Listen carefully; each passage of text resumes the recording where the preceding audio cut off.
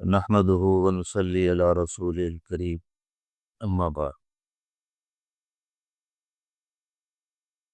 میرے عزیز،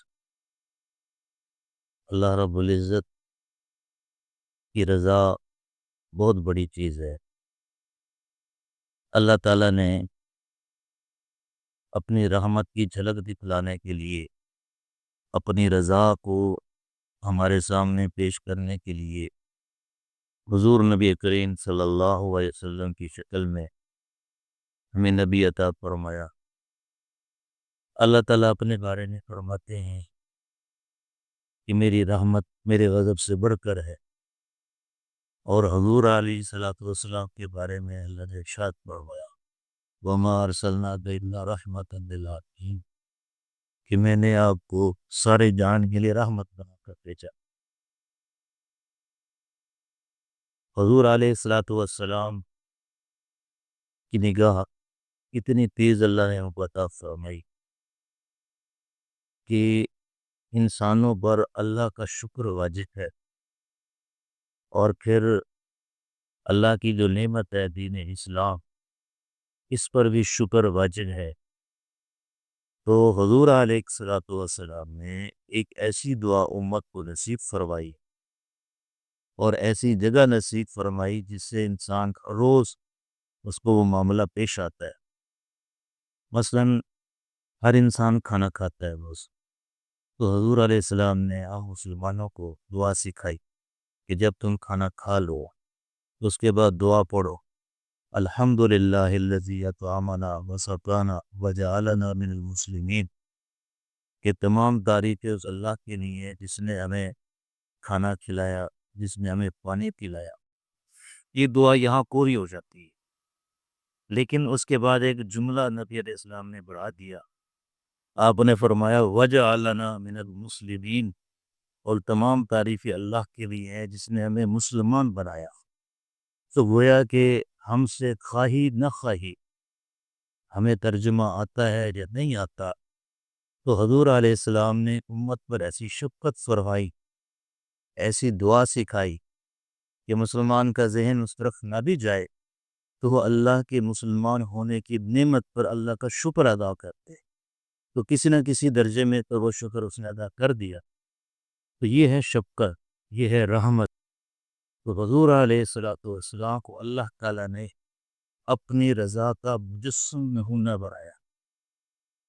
بلکہ ایسا نمونہ بنایا کہ جب حضور علیہ السلام نے صحابہ کو تعلیم دی، تربیت دی، ان کا تزکیہ کیا، تین چیزیں اللہ نے نبی کی شان میں رکھی ہیں کہ ان پر تلاوت کرو، ان کو پھر تلاوت شدہ آیات سکھاؤ، اور ان کے دل کا تزکیہ بھی کرو، ان کے دل کی صفائی بھی کرو۔ تو جب یہ سارے کام حضور علیہ السلام نے صحابہ کو سکھا دیے، بتلا دیے، تزکیہ کر دیا، تو اللہ تعالیٰ نے اپنی رضا کا سرٹیفکیٹ دیا، رضی اللہ عنہم ورضوا عنہ۔ اب یہ میرے آپ کے لیے گویا کہ سب مسلمانوں کے لیے قیامت تک نمونہ بن گیا کہ اللہ کی رضا اصل ہے، اور رضا حاصل کرنے کا طریقہ حضور علیہ السلام کی کامل اتباع ہے۔ محبت اللہ کی ہر دل کے اندر موجزن ہو، یہ مقصود ہے، یہ مطلوب ہے کہ ہر مسلمان کا دل کچھ بھی کام کرے لیکن اس کی توجہ جو ہے وہ اللہ کی طرف رہے۔ تو ایک دفعہ حضرت تھانوی رحمۃ اللہ علیہ کی جو بیویاں تھیں، دو بیویاں تھیں ان کی، تو انہوں نے حضرت تھانوی کو کہا، اپنے شوہر کو کہا کہ ہم جانتی ہیں کہ تم ہم سے محبت نہیں کرتے،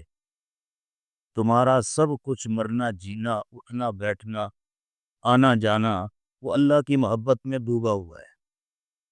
تو تم تو ہم سے محبت اس لیے کرتے ہو، ہمارا خیال اس لیے کرتے ہو کہ اللہ نے حکم دیا ہے۔ تو حضرت تھانوی صاحب نے بڑا عجیب جواب دیا، وہ فرمانے لگے دیکھو یہ بات حقیقت ہے کہ میری اصل محبت ہے اللہ سے، اور اللہ نے مجھے حکم دیا کہ اپنے گھر والیوں سے محبت کرو۔ اب جب میں تم سے محبت کرتا ہوں اللہ کے کہنے پر، تو اس کا مطلب یہ ہے کہ تم سے میری محبت کبھی بھی ختم نہیں ہوگی، اس لیے کہ وہ اللہ کی محبت کی وجہ سے ہے۔ اور اللہ کی محبت کبھی ختم نہیں ہوتی، تو اس لیے میری تمہارے ساتھ محبت ختم نہیں ہوتی ابد نہ۔ اسی سے یہ بھی نتیجہ نکلا کہ حضور نبی کریم صلی اللہ علیہ وسلم نے ایک دفعہ ارشاد فرمایا کہ میری محبت اللہ کے ساتھ ہے، اللہ کو چھوڑ کر اگر میں کسی کو دوست بناتا، اللہ کی محبت کے علاوہ اگر کسی سے محبت کرتا تو وہ ابو بکر سے کرتا۔ اب ظاہراً ہمارے ذہن میں آتا ہے کہ ساری دنیا سے گویا بھی کوئی تعلق نہیں ہے، اللہ سے تعلق ہے، حالانکہ حقیقت اس کے برعکس ہے کہ اللہ کے ساتھ تعلق ہونے کی وجہ سے جب انسان کسی سے بھی محبت کرتا ہے وہ دائمی ہوتی ہے، اس میں زوال نہیں ہے۔ تو اصل دنیا کے اندر گزارنے کا بہترین طریقہ یہی ہے کہ سب سے پہلے انسان اللہ کے ساتھ اپنے تعلق کو مضبوط بنائے، اس مضبوطی کی بنا پر پھر جب وہ بیٹا ہوگا کسی باپ کا تو باپ سے وہ صحیح معنوں میں وہ محبت کرے گا اور وہ خدمت کرے گا جو اللہ کو مطلوب ہے، اور جب وہ باپ ہے بچوں کا تو بچوں پر وہ شفقت اور عنایت کی رحمت سے دیکھے گا کہ میرے اللہ نے مجھے بیٹے دیے ہیں، ان کی تربیت میرے ذمہ لگائی ہے، تو وہ یعنی ہر کام، ہر قسم کا کام اللہ کی محبت میں ڈوب کر جو کرے گا تو مقصود مطلوب حاصل ہوا۔ اب ہمارے ساتھ ثانیہ یہ ہوا کہ ہمیں اپنے اعمال کی خبر ہی نہیں، ہمیں یہ پتہ ہی نہیں کہ ہم زندگی میں کر کیا رہے ہیں، کدھر جانا ہے، کس کے ساتھ تعلق جوڑنا ہے۔ کوئی مسائل آتے ہیں، کوئی مشکلات آتی ہیں، ادھر بھاگ ادھر بھاگ، یہ کر لیتے وہ کر دیتے، مصیبتیں ختم ہو جائیں گی، پیسہ جوڑ لیں، پیسے سے مسائل کچھ بھی نہیں ہونا۔ جس ہستی سے تعلق جوڑنے کی ضرورت ہے، جو ساری ہماری ذمہ داریاں اٹھاتی ہے، اللہ نے پہلے فرما دیا وَمَا مِن دَابَّةٍ فِي الْأَرْضِ إِلَّا عَلَى اللَّهِ رِزْقُهَا، کہ زمین میں جو کچھ بھی چل پھر رہی ہے اس کا رزق ذمہ میرا ہے۔ تو جو ذمہ اللہ نے اٹھا لیا تو اللہ سے جب تعلق جوڑیں گے تو سارے ہمارے مسائل حل کریں گے۔ ہم نے کبھی یہ سیکھا ہی نہیں کہ اگر کوئی دکھ اور پریشانی آتی ہے، اصل حل یہ ہے کہ اللہ کی بارگاہ میں انسان کھڑا ہو۔ فرائض کے درجے میں جب ہم سیکھتے ہیں نماز، سنت نوافل وغیرہ، تو اس سے ہمیں یہ عمل تو پتہ چلا نا کہ اگر کوئی مصیبت آتی ہے فوراً وضو کریں، 2 رکعت نماز نفل صلاۃ الحاجت اللہ کے سامنے کھڑے ہوں، اللہ سے مانگیں، اللہ ساری مشکلات کو حل فرماتے ہیں۔ اللہ فرماتے ہیں کہ میں اپنے بندے کے ساتھ اس کے گمان کے مطابق ہوں، اگر وہ مجھے اپنا سمجھتا ہے تو میں اس کا ہوں، اور اگر وہ مجھ سے وہ تعلق نہیں رکھتا، میری طرف رجوع ہی نہیں کرتا، مجھے کبھی پکارتا ہی نہیں، تو اللہ پھر حالات کے حوالے کر دیتے ہیں کہ ٹھیک ہے، جس کو تو اپنا بنا رکھا ہے اسی کے تو حوالے ہو۔ اللہ نے قرآن مجید میں ایک عجیب جملہ فرمایا کہ اگر تم اللہ کو بھول گئے، اللہ کا تو کچھ نہیں بگڑتا، اللہ فرماتے ہیں تم پھر اپنے آپ کو بھول گئے۔ اللہ کو بھولنا انسان کا اپنا بھولنا ہے، اس کو کوئی خبر ہی نہیں کہ میں کس کے لیے کام کر رہا ہوں، کیوں کما رہا ہوں، کیا کر رہا ہوں۔ تو یہ دل کی جو اندھیرے ہیں اس کو دور کرنے کی اشد ضرورت ہے، اور وہ ایک ہی نام ہے کہ اللہ کے نام کو دل کے ساتھ تعارف کروائیں۔ اللہ تعالیٰ فرماتے ہیں کہ میرے نام بہترین ہے، وَلِلَّهِ الْأَسْمَاءُ الْحُسْنَى۔ علماء یہ فرماتے ہیں کہ جس اسم آدم کی تلاش انسان کرتا ہے نا، تو اس نے سمجھ رکھا ہے کہ اگر اسم آدم کا مجھے پتہ چل جائے کہ اس کے ساتھ میں دعا کروں میری ہر دعا قبول ہوگی، وہ فرماتے ہیں یہ اسم اعظم اللہ کے اندر ہی ہے، لفظ اللہ ہے، اللہ آخر میں اس کے ہاں ہے، اس کو اگر تلفظ کرنا ہو تو اسے کہتے ہوا۔ قرآن مجید میں لگ جاتا ہے هو اللہ، وہ اللہ ہے، هو اللہ آتا ہے نا کہ هو اللہ، تو یہ جو ہوا ہے شروع میں یہ اللہ کا نام ہے اور یہی اسم اعظم ہے۔ اردو میں اس کا اگر ترجمہ کریں تو ہم کہتے ہیں کہ وہی ذات جو سب کچھ کرتی ہے، وہی ذات اندھیروں کو لاتی ہے، وہی ذات روشنی کو لاتی ہے، اسی نے ہمیں پیدا کیا، وہی ہمیں مارے گا، وہی ہمارا راضی، لیکن نا وہی جو ہم کر رہے ہیں یہی ہوا، یہی اس میں ذات ہے۔ اور اللہ کے اندر جو الف لام ہے وہ تو اس کے ساتھ گویا کہ تلفظ کی ادائیگی کے لیے لگا دیا اللہ، یہ کہتے ہیں نا ہو کرتے، صرف کئی لوگ سنا کہ ہو کرتے ہیں، وہ مقصد نہیں پتا ان کو، بس ایک رٹا چلا آ رہا ہے اس کو سن کے لگے ہوئے ہیں۔ حقیقت میں یہ لفظ جس طرح اللہ کی ذات وحدہ لا شریک، ہاں جی، فرجتاؤں کا یکتا، اس سے بڑھ کر کوئی فردیت کسی کے اندر موجود نہیں ہے، وہ سمجھ پیریاد، نہ اس کا اول نہ اس کا آخر، نہ کوئی ظاہر اس سے زیادہ، نہ کوئی باطن اس سے زیادہ۔ اللہ نے سارے معاملات ہمارے سامنے کھول کے رکھ دیے ہیں، اے انسان دوڑ لگا، ڈھونڈ مجھے، تلاش کر۔ کہاں تلاش کرے گا؟ اپنے اندر تلاش کر۔ وَنَحْنُ أَقْرَبُ إِلَيْهِ مِنْ حَبْلِ الْوَرِيدِ، اللہ فرماتے ہیں کہ شاید ہے نا تمہاری اس سے بھی زیادہ قریب ہو۔ ہم جو سانس لیتے ہیں اللہ نہ چاہیے سانس آ نہیں سکتی، جو سانس لے لیا اللہ نہ چاہیے سانس باہر جا نہیں سکتی۔ تو ہماری زندگی کا لمحہ ہمارے اندر آنے سے پہلے گویا کہ اللہ سے اجازت لیتا ہے، اللہ اتنے ہمارے قریب ہو۔ علماء بطور مثال کے فرماتے ہیں کہ اندھیروں کے اوپر اندھیرا ہو، پھر سمندر کا اندھیرا، پھر رات کا اندھیرا، پھر اوپر بادل چھائے ہوئے ہیں، پھر سیاہ پتھر پر کچھ سیاہ چمکی چل رہی ہو، اللہ اس کے چلنے کی آواز کو بھی سنتا ہے۔ وہ ایسی ذات ہے کہ جو برا برا ہے۔ اللہ فرماتے ہیں میری ذات میں کیا غور کرنا، تو میری صدت میں تیرا کر کیا سکتا۔ تو ہماری ذات کا جو تعلق جب اللہ سے جڑ جائے گا، یقین کرے سارا جہان ہمارا، سب کچھ ہمارا، یہ دنیا ہماری، یہ قبر ہماری، یہ حشر ہمارا، یہ جنت ہماری، اللہ نے بنائی ہمارے لیے۔ ہاں ایک بات کی ہے کہ میرے بندے تو میری طرف رجوع کرنا، میری طرف پلٹ کر دے، چل مجھ سے ڈر ہی جا، محبت نہیں کرتا تو ڈر جا۔ ومن خاف مقام ربه ونهى النفس عن الهوى فإن الجنة هي المأوى، جنت دوں گا۔ تمہیں سے ڈر تو صحیح، ڈرنا کس معاملے میں ہے کہ اللہ نے پکارا نماز کے لیے دوڑ لگا رہی ہے، اس لیے کہ اگر میں نہ گیا تو میرا مالک ناراض ہوگا۔ تو یہ ساری جو چیزیں ہیں، اللہ کا دھیان آ جائے، ظاہر ہر چیز سیکھنے سے آتی ہے، کوئی چیز بغیر سیکھے تو آتی نہیں۔ اگر بغیر سیکھے آتی تو اللہ تعالیٰ قرآن مجید کو مکہ مکرمہ میں نازل فرما دیتے۔ وہ عرب تھے، وہ پڑھو اور سمجھو، اللہ نے یہ طریقہ رکھا ہی۔ اصل مطلوب حال ہے، غال نہیں ہے۔ آپ زبان سے لکھ بھی لاب کہتے رہیں، عمل آپ کا بدلائے گا کہ آپ اس سے کتنا تعلق ہے۔ تو یہی عمل جو ہے اللہ کو مطلوب ہے، اللہ چاہتے ہیں کہ میرا بندہ میری طرف رجوع کرے۔ کبھی کوئی بندہ جب غافل ہو جاتا ہے تو اللہ تعالیٰ فرشتوں کو کہتے ہیں اس کے اوپر فلاں مصیبت لاگو، ہو سکتا ہے اس مصیبت میں میری طرف پلٹ آئے، اور جب پلٹ آئے گا تو اللہ مصیبت معاف فرما دیتے ہیں۔ حضرت عمر فاروق رضی اللہ تعالیٰ عنہ فرماتے ہیں کہ ایک بندہ اپنے گھر سے نکلتا ہے، گناہوں کا بوجھ اٹھایا ہوتا ہے، اس نے نافرمانیوں کا بوجھ اس کے اوپر پڑا ہوتا ہے۔ جب وہ بازار جاتا ہے اور جب وہ واپس آتا ہے تو وہ نادم ہوتا ہے کہ میں تو اللہ کا بڑا گناہ گار ہوں، بڑا نافرمان ہوں، اللہ تعالیٰ جو ہے مجھ سے ناراض ہیں۔ وہ دل ہی دل میں توبہ کرتا ہے کہ یا اللہ میرے سارے گناہوں کو معاف فرما دے، سچے دل سے توبہ کرتا ہے۔ تو فرماتے ہیں جب اپنے گھر کو آتا ہے سارے گناہ اس کے دھل چکے ہوتے ہیں۔ اللہ کی ذات تو بڑی کریم ہے، وہ بندے کے انتظار میں ہے کہ بندہ کب مجھے پکارے گا۔ اور یہ نام تو اللہ کا ایسا ہے کہ انسان اگر غفلت میں بھی لے نہ تو اس کا فائدہ ہوتا ہے، اور اگر آپ اس کو سوچ سمجھ کر نام لیں گے تو پھر کتنا فائدہ ہوگا۔ سارے معاملات آپ کو گویا کہ اپنے سامنے چلتے ہوئے نظر آئیں گے کہ یہ معاملہ میرے ساتھ اس لیے ہوا کہ فلاں وقت میں نے اللہ کی نافرمانی کی، اور یہ میرے ساتھ اللہ نے بھلائی اس لیے کی کہ میں نے اللہ کو پکارا۔ اگر ہم اس کو نہیں پکارتے زندگی تو گزر جائے گی۔ یہ اللہ نے کچھ چیزیں رکھے تھے، کچھ ہیں عبادات، اللہ کے اوامر، اللہ کے نواہی، ان کو بجا لانا، جو اللہ نے حکم دیا اس کو بجا لانا ہے، جس سے منع فرمایا اس سے منع ہونا ہے۔ اور کچھ ہے تکوینیات، مثلاً ہواؤں کا چلنا، سورج کا نکلنا، آندھیوں کا چلنا، زلزلوں کا آنا، سیلاب اگانا، یہ ہے تکوینیات۔ تو جس طرح یہ اعمال اللہ کے حکم سے ہیں تو تکوینیات بھی اللہ کے حکم سے ہیں، اور ان ساری چیزوں پر ہم نے راضی رہنا ہے، اس کا نام ہے رضا بالقضاء۔ مثلاً بیماری آ گئی،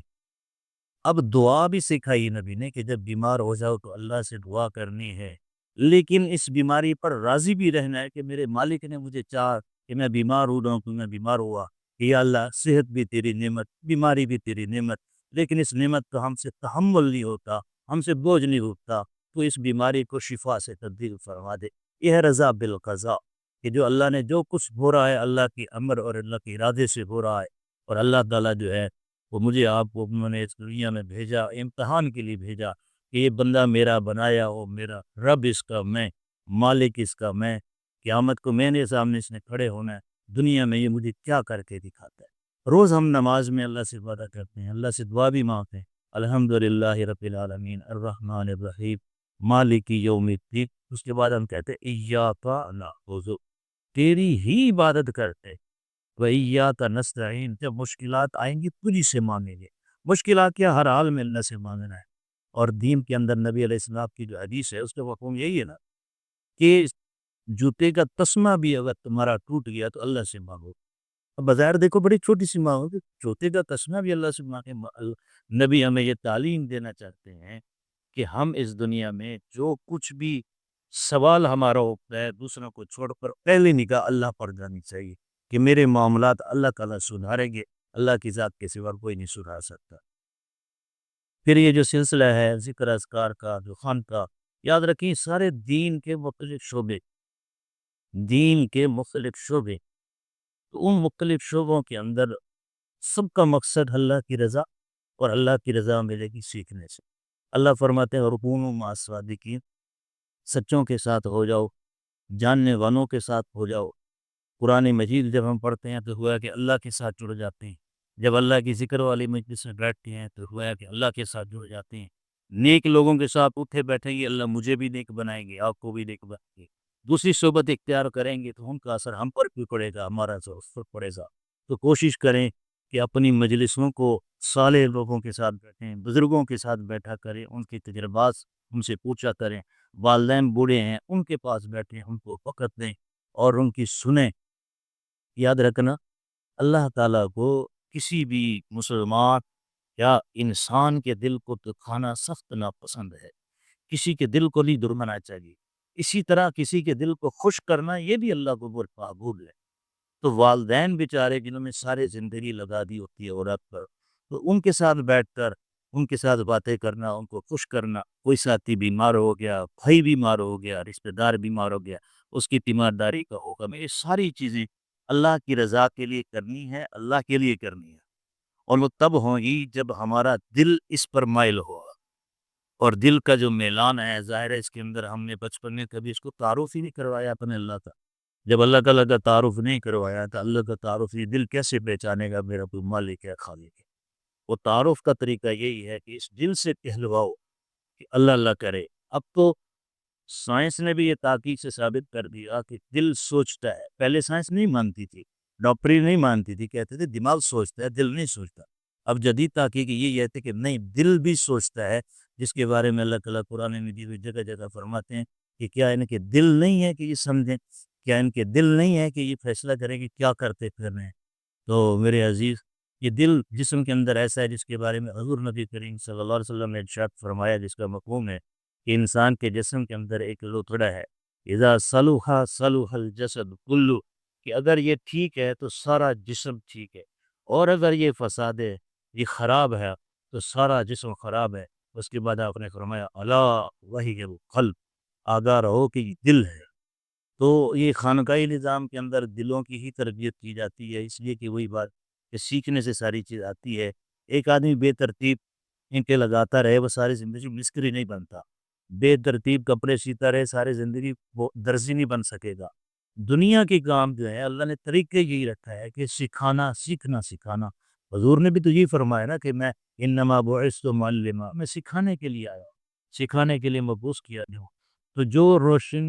جو شمع نبی نے روشن کی صحابہ میں، صحابہ نے وہ شمع روشن کی تابعین نے، تابعین کے اندر، تابعین سے تبع تابعین، وہ چلتے چلتے چراغ روشن جو چل رہا ہے، وہ آج بھی دنیا کے اندر اللہ نے ایسے انسان افراد پیدا فرمائے ہیں جن کے دلوں کے اندر وہ اللہ کی یاد موجزن ہے، اللہ کا دھیان موجزن ہے۔ ان حضرات کے ہاتھوں میں ہاتھ دے کر ان سے اگر سیکھا جائے تو اللہ کی ذات سے امید ہے کہ انشاءاللہ میرا دل بھی روشن ہوگا، آپ کا دل بھی روشن ہوگا، اور یہ سلسلۃ الذہب ہے، یہ سونے کی زنجیر ہے، اس زنجیر کو پکڑ لیں، اسی قافلے کے ساتھ آپ جڑ جائیں گے جو قافلہ دامن بدامن قدم بقدم چل رہا ہے اور مرنے کے بعد جنت میں جا رہا ہے۔ اللہ تعالیٰ مجھے آپ کو بھی جنت نصیب فرمائیں۔ تو اس میں سلسلہ نقش بندیہ کے اندر یہ ہوتا ہے کہ مراقبہ کیا جاتا ہے، اس کے اندر ساری توجہ انسان کی بھرپور مکمل توجہ دل کی طرف ہو، اور دل گویا کہ یوں کہے کہ میں اللہ اللہ کر رہا ہوں۔ تو یہ ایک لطیفہ ہوتا ہے، لطیفے سے مراد یہ ایک دروازہ ہے جو عالم ملکوت کے ساتھ جڑا ہوا ہے۔ اسی طرح روح ایک دوسرا لطیفہ ہے، لطیفے سے مراد یوں سمجھ لیں کہ ایک سوراخ ہے، یہ عالم ملکوت کے ساتھ جڑا ہوا ہے۔ پھر ایک تیسرا ہے جس کا نام سر ہے، پھر چوتھا خفی، پھر پانچواں اخفا، پھر چھٹا نفس، پھر اس کے بعد یہ لطیفہ قلبیہ۔ یہ جس طرح دیکھو نا ہمارے ظاہری حواس ہیں، یہ دو آنکھیں، دو سوراخ ہیں، دیکھتے ہیں ہم، 2 کان ہیں 2 سوراخ ہیں، سنتے ہیں ہم، ناک کے 2 نتنے ہیں، سنتے ہیں ہم، یہ اس کو آپ لطیفہ سمجھ لیں۔ فرق اتنا ہے کہ یہ ظاہر میں نظر آ رہے ہیں، اس باطن میں ہے۔ تو ان کے اوپر جب عالم توجہ کرتا ہے، اور عالم ملکوت فرشتوں سے بھی اوپر عالم سمجھ ہیں، اس کے ساتھ اس کا تعلق جڑ جاتا ہے، اس لیے کہ ہمارے اندر 2 چیزیں ہیں، ایک ہمارا یہ جسم، یہ دنیا کا ہے، یہیں مرنے کے بعد یہ بل سڑ جائے گا، مٹی کے ساتھ مٹی پل جائے گا۔ دوسری اس کے اندر اللہ نے روح ڈالی ہے، اور روح امر ربی ہے، وہ عالم امر سے ہے۔ یہ بیدار تب ہوگی جب اس کا عالم امر سے تعلق جڑے گا۔ تو یوں سمجھ لیں کہ یہ ایک فیضان ہے جو اوپر سے آتا ہے، لیکن شرط یہ کہ آپ اس دروازے کو کھول کر تو بیٹھیں تاکہ وہ فیضان اندر داخل ہو۔ اس کے بعد اس کے جو نتائج ہیں وہ ناقابل بیان ہوتے ہیں۔ وہ انسان جب خود اس کے اندر پورے دل و جان کے اندر اس کے اوپر محنت کرے اگر صحیح معنوں میں، تو پھر وہ خود دیکھے گا کہ کیا ہے۔ میں ساری زندگی لفظ کہتا رہوں آپ کے سامنے، لڈو میٹھا ہوتا ہے، لڈو میٹھا ہوتا ہے، کہتے رہنے سے کیا ہے؟ جو آزمائش کو اٹھا کے منہ میں رکھ لے گا تو اسی کو پتہ چلے گا نا کتنا میٹھا ہے۔ تو اسی طرح لفظ اللہ پورے اعتماد یقین کے ساتھ وحدہ لا شریک ہے، اس کی برکات کی نہ حد ہے نہ نہایت ہے، جیسے اس کی صفات کی نہ کوئی حد ہے نہ کوئی نہایت ہے۔ تو اس کی ذات کی طرف سے یہ فیضان جو اللہ نے جاری فرمایا ہوا ہے، اور دنیا دار اسباب ہے، اس اسباب کے درجے میں جب ہم لطائف پر محنت کریں گے، اللہ اللہ کریں گے، ایک وقت آئے گا کہ انشاءاللہ آپ خود محسوس کریں گے کہ ہمارے دل کے اندر، روح کے اندر انقلاب برقرار ہو گیا، اور یہ انقلاب خود رہنمائی کرے گا کہ یہ جو میں فلاں معاملہ کرنے لگا ہوں، یہ اللہ کے لیے کر رہا ہوں یا اپنی ذات کے لیے کر رہا ہوں، میں کسی کے ساتھ تعاون کر رہا ہوں اللہ کے لیے کر رہا ہوں یا اپنی ذات کے لیے کر رہا ہوں۔ تکبر نکل جائے گا، حسد نکل جائے گا، بغض نکل جائے گا، جو اللہ کی ناپسندیدہ چیزیں ہیں، اللہ کا نام ہم کو باقی نہیں چھوڑے گا، سب کچھ نکال کے رکھ دے گا، اور وہ دل جو مطلوب ہے اللہ کو، جو خالص اللہ کے لیے دھڑکتا ہو، اللہ کے سامنے وہی دل پہنچے گا، تو یہ کامیاب ہوگا۔ تو اللہ تعالیٰ مجھے آپ کو بھی یہ دھیان نصیب فرمائیں، یہ ذکر نصیب فرمائیں۔ تھوڑی دیر ہم یہ ذکر کریں گے، طریقہ کار یہی ہے، میں پہلے بھی عرض کرتا رہتا ہوں۔ ایک بات یہاں سمجھ لیں بدور مسئلے کے، بیت سنت ہے، واجب نہیں ہے، فرض بھی نہیں ہے، لیکن دل کی اصلاح کروانا وہ فرض واجب ہے، اس لیے کہ حدیث میں آتا ہے، آپ نے سنا ہوگا کہ جس کے دل میں تھوڑی سی رائی کے دانے کے برابر بھی کبر ہوگا، تکبر ہوگا، وہ جنت میں نہیں جائے گا۔ سنیں تو معلوم ہوا کہ دل کی اصلاح فرض واجب ہے، اور یہی دل اگر آپ سیدھا کریں تو اللہ کا جو وعدہ ہے قرآن میں کہ وَمَن يَتَّقِ اللَّهَ يَجْعَل لَّهُ مَخْرَجًا وَيَرْزُقْهُ مِنْ حَيْثُ لَا يَحْتَسِبُ، کہ جو تقوی اختیار کرے گا اور اللہ پر بھروسہ کرے گا، اس کو میں ایسی جگہ سے رزق دوں گا جس نے کبھی سوچا بھی نہیں ہوگا۔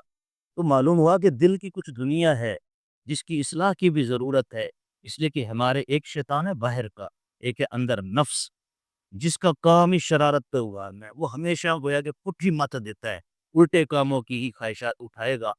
اس کے ساتھ مقابلہ کرنا ہے، اس کو رام کرنا ہے، اس کو شکست دینی ہے، اور دینے کا طریقہ ہے، ہمارے اندر تو طاقت اور استطاعت نہیں ہے، اللہ کے نام کی برکات ہیں۔ وہ کوئی بھی بندہ نام لے، گورا ہو، کالا ہو، چھوٹا ہو، بڑا ہو، یہ نام کی عجیب برکات ہے کہ جو دل اللہ کے نام کو لینا سیکھ گیا، انشاءاللہ العزیز وہ خود دیکھے گا کہ کیا انقلاب پیدا ہوتا ہے۔ تو آپ اس کو ضرورت سمجھ کر کریں، اور یہاں تو صرف تعلیم کے درجے میں، سکھانے کے درجے میں آپ کو یہ عمل بتلایا جاتا ہے۔ اصل یہ ہے کہ آپ چلتے پھرتے مراقبہ کریں، یعنی دھیان ہی جمانا ہے نا، نماز پڑھیں، اس کے بعد 2 منٹ 3 منٹ اپنے ارادے سے جس دن انشاءاللہ آپ بیٹھیں گے، اور بیٹھتے ہوں گے آپ، مجھے امید ہے، تو دیکھیں گے کہ آپ کی زندگی میں کیسے انقلاب برپا ہوگا۔ کچھ وقت نکال کر اللہ کے اپنے دل کو اللہ کے ساتھ جوڑے تو انشاءاللہ اس کی برکات حاصل ہوں گی۔ تو اب آپ اس دفعہ آپ نے کیوں سمجھنا ہے کہ یہ دل ادھر، اس کے بالکل بالمقابل روح، اور اوپر جو ہے سر، بالکل دل کے اس طرف کر کے سر، اور ادھر خفی، اور یہاں حلقوم کے اندر جہاں قسمیں ختم ہوتی ہیں یہ اخفا، 5 ہو گئے، ایک ماتھے کے اندر یہاں نفس، اور ایک سر کے بالکل درمیان سے پورے جسم میں یہ اس نے قلبیہ۔ اب یہ تھوڑی دیر کے لیے تصور کریں گے، پہلے دل پر تھوڑی محنت کریں کہ وہ اللہ اللہ کر رہا ہے، اس کے بعد جو ہے ایک وقت خیال میں لائیں کہ 5 یہ دروازے میرے یا سوراخ روشن دان، اور ماتھے کا اور سر کا بیک وقت اس کے اوپر نور اتر رہا ہے اللہ کی طرف سے، بیت اللہ سے آ رہا ہے۔ حضور نبی کریم صلی اللہ علیہ وسلم کے قلب اطہر سے جو ایمان کی شعائیں پورے عالم کے اندر بکھری ہوئی ہیں، انہی شعاؤں کے توسط سے میرے دل کے اندر بھی نور آ رہا ہے۔ اور جتنے اولیاء دنیا سے گزرے انہیں ایک پورا سلسلہ ہے کہ حضرت ابوبکر صدیق رضی اللہ تعالیٰ عنہ سے سیکھا، کہ آگے صحابی نے، پھر اسے آگے تبع تابعین، سب نظام جو چلتا گیا، ان سارے بزرگوں کی دعائیں بھی میرے ساتھ شامل ہیں۔ اور سارے مسلمان بہن بھائی جتنے یہاں مسجد میں بیٹھے ہیں، سب کے دلوں کے اندر سے بھی اللہ نکل رہا ہے، میں ان کو سن رہا ہوں، میرے دل کو وہ سن رہے ہیں۔ پوری کائنات کے اندر کہیں بھی فرشتے موجود ہیں، سارا عالم گویا کہ اللہ اللہ کر رہا ہے، اسی عالم کے اندر میں بھی اللہ اللہ کر رہا ہوں۔ انشاءاللہ سب کا ثواب مجھے اور آپ کو ملے گا۔